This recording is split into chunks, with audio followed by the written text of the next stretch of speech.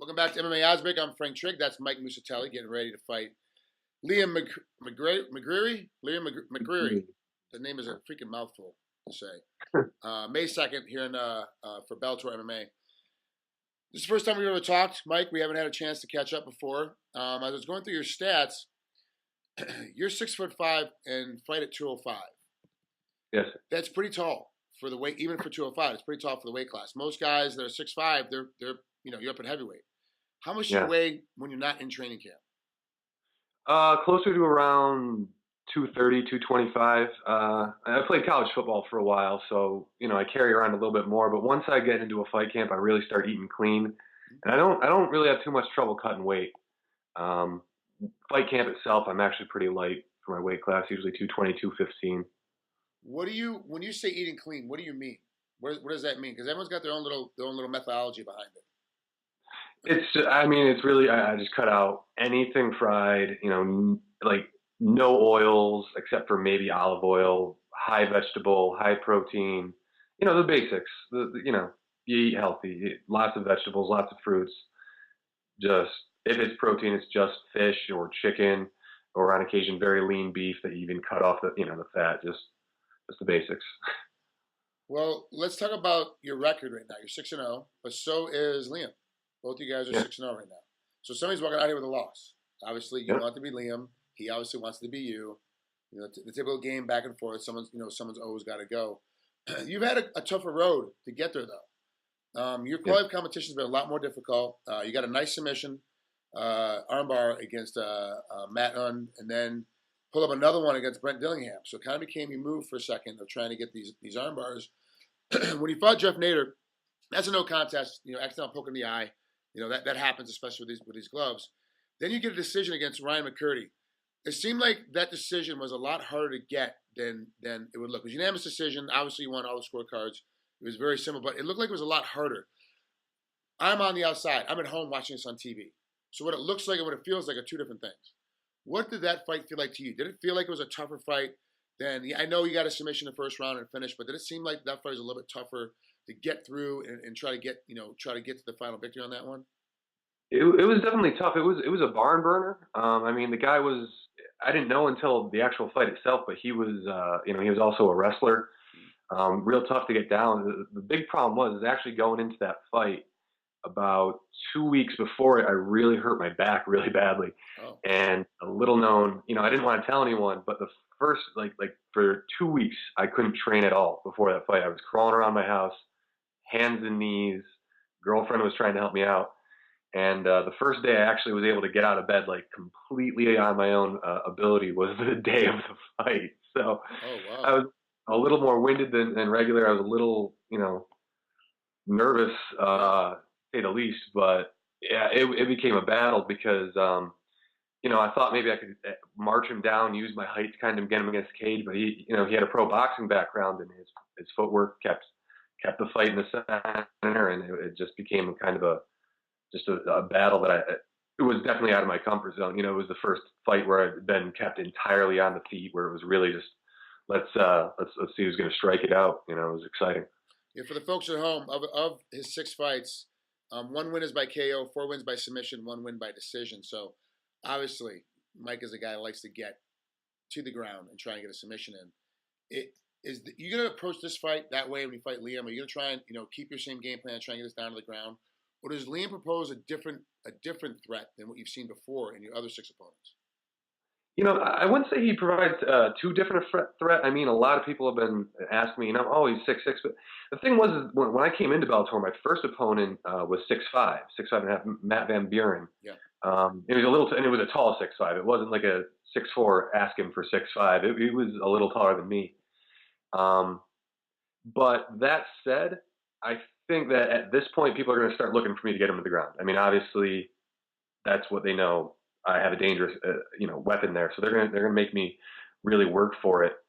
I'm not going to try and be like, I want this fight to the ground and only to the ground. Right. It's going to just have to be a let's fight, and wherever it's going to go, I have to be ready. I've been doing a lot of stand-up work, a lot of striking work. My manager Jimmy Binns had me down here.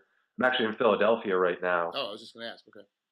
Yeah, they had me cross training at Balance with Phil and Rick Migley-Reese, with tons of top level guys, UFC, World Series of Fighting, Bellator. They're all here, and really been bringing my striking up a lot, and bringing in tall Thai fighters, things like that, just every day to really make sure, because I've got the confidence that if it goes to the mat, great, but we need to fill in the gaps that, let's say, it doesn't go to the mat. Right. And with a guy that tall, that's something you can't count on getting in close. Well, Guys like that. if you look at Liam's record, his 6 wins are 3 submissions and 3 KOs. Like that's his background is a good mix. The question I have is, does Liam have the shape to be able to push? You've shown your last fight you have the shape. Even I didn't realize your back was hurt, so you had 2 weeks of no training, and still had the shape to push into the late round and keep going forward.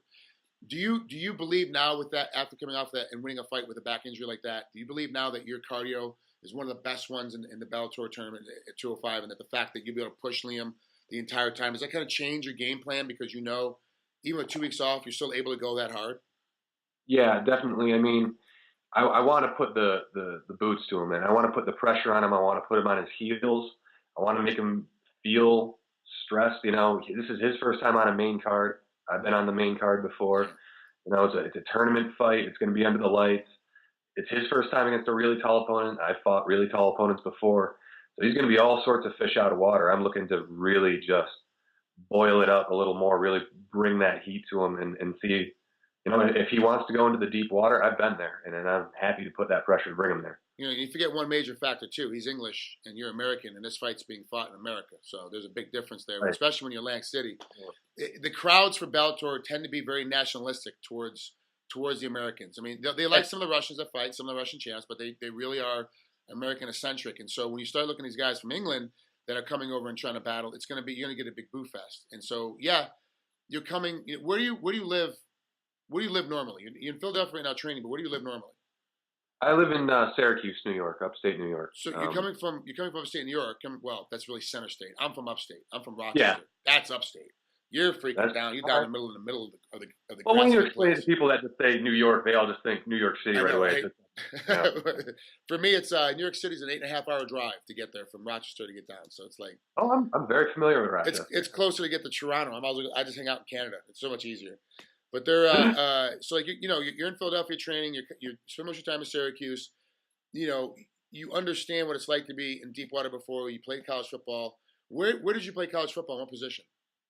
Wagner College down in actually New York, and they're D1 AA, and I was a linebacker and a tight end. It was one of those things where you show up for, they bring you down to football camp. I was on the scholarship, and they're like, so you play linebacker, and they're like, oh, you're 6'5" and fast. Yeah, now you're a tight end. I was like, oh, well, that's okay, I guess. At least they make you a fullback. I mean, they could have switched up to something really ridiculous. Yeah, right. Go ahead.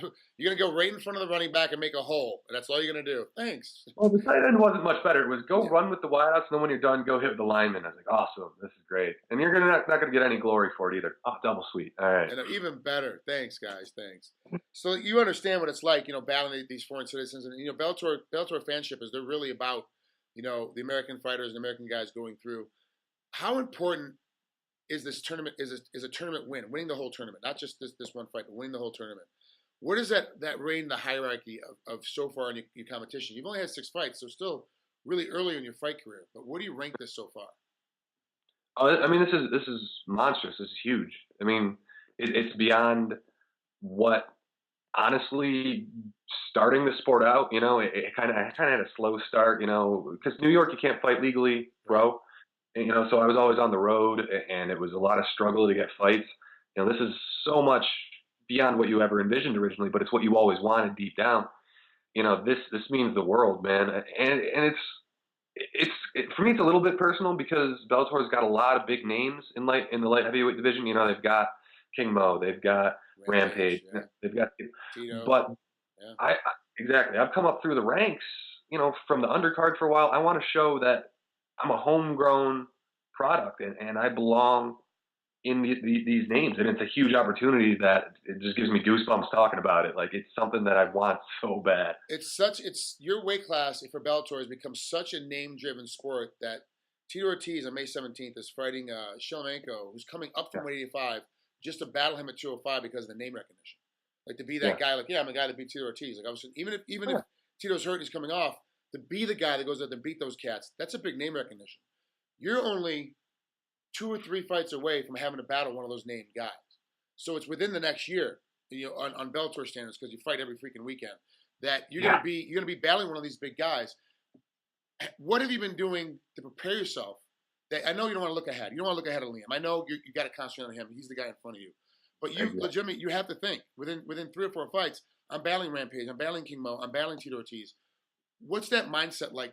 As you go into training camp, as you go into train every day, knowing that those guys are up there. The big thing is just to not, when you grow up and you watch them on TV, because they were on TV in under the bright lights when I was just watching it coming up, and it's to realize that they don't get superpowers from just being there earlier. They're just humans. They're just guys that were out there training too. Yeah, they're dangerous. They're skilled. They've got the experience. And if you sleep on them, they'll knock you out. But so will anyone. The point for me is just to realize that's just another guy. That's just another fighter. He's not a mystical super legend that's been bequeathed with wonderful powers. He's just a fighter. And I'm going to have to fight him like a fighter. Well, Mike, thanks for spending a couple of minutes with us here on MMA Oddsbreaker. We appreciate it. Good luck against Liam. It's going to be a great matchup. I can't wait to see the rest of this tournament and how it pans out. Thanks for taking the time. We'll talk to you soon, bud. Oh, thanks a lot. I appreciate it. Have a great day. You too.